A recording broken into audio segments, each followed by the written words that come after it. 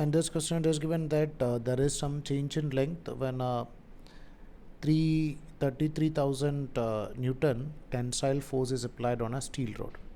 So the tensile force we applied is given as nothing but 33,000 Newton, and because of this there is a change in length of L. On a steel rod of area of cross section, the value of area is given as nothing but 10 raised to minus 3 meter square. Change in temperature required to produce the same elongation of steel rod when heated is. So our aim is to find out the value of delta T to produce the same change in length.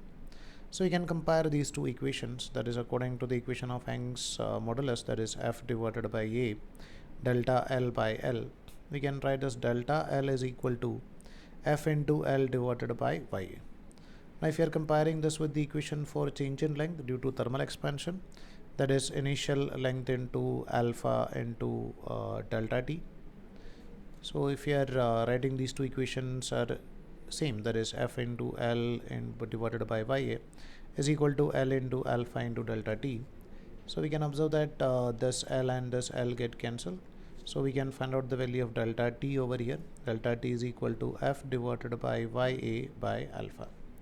Now we can just substitute the value over here. F is given as nothing but 33000, and the value of y is given as nothing but 3 into 10 raised to 11, and the value of A is given as nothing but 10 raised to minus 3.